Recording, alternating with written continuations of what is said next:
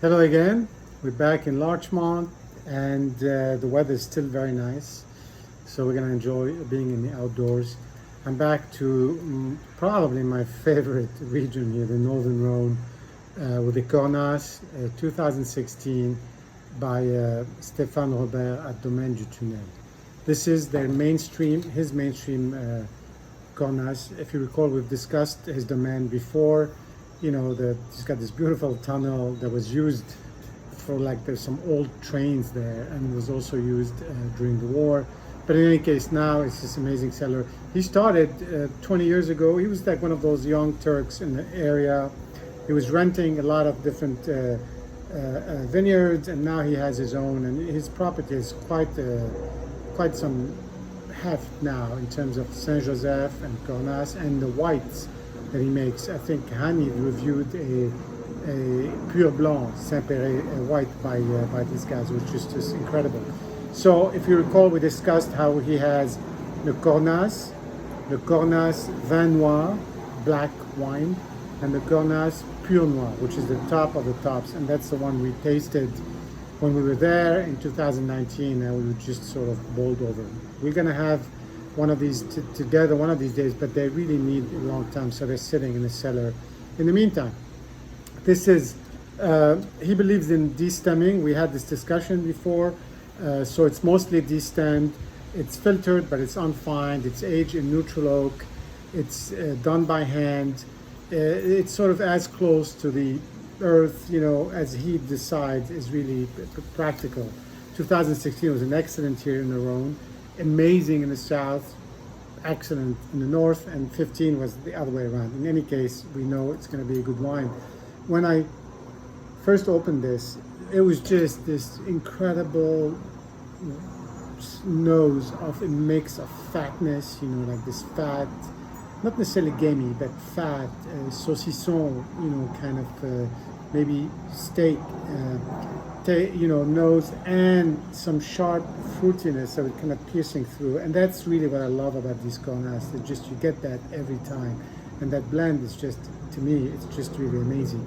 Now, his style has evolved, so now these Cornas are a little bit more modern, and you know, we're going to talk about this, but he's got the different cuvées that he can do different things with.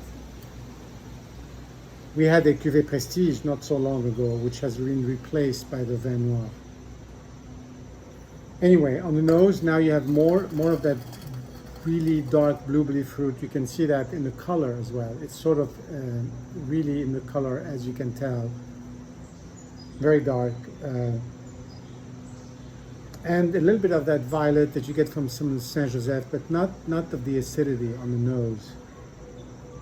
It's just really just so typical.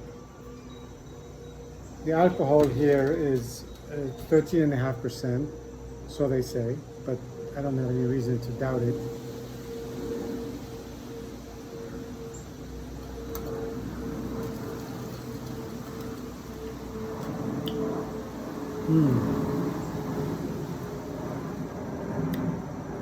The finish is great. It just turns into like a chocolatey taste at the end. There's a lot going on here. There's the fatness goes away. Fatness, you know, in the mouth, as is often the case. It's really more fruit, herbs, maybe some lavender, a little bit of that spiciness, you know, not necessarily pepperiness, not as in a Saint Joseph or sometimes in an Hermitage, but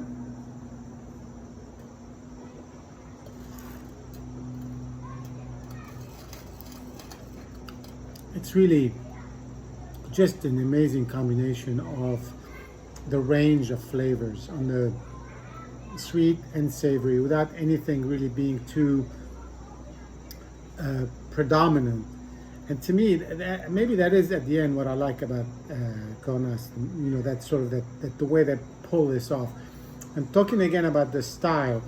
Again, you know, if you had a Cornas, some of the old style Cornas from 20 years ago, that was just really incredibly wild. Some of the tough ones, still just pure expression of what the terroir was giving, and it was really incredible.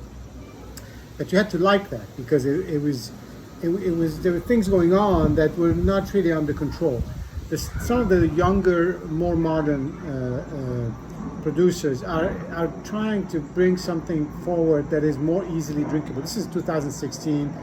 You could have had it a couple of years ago, so you don't have to wait 10 years for it. It's got more. It's a little bit more refined. It's got a little bit more acidity, but just enough to really go well with food. Not something that stands out on its own, and it's just delicious, really delicious as is. So I think it gives you also a chance to try the different styles and see what you like for yourself. Some of the old style guys are still around. Like if you buy an Alain Vosges Vieille Vigne or a Pure Noir from Stephane, they tend to be more expensive.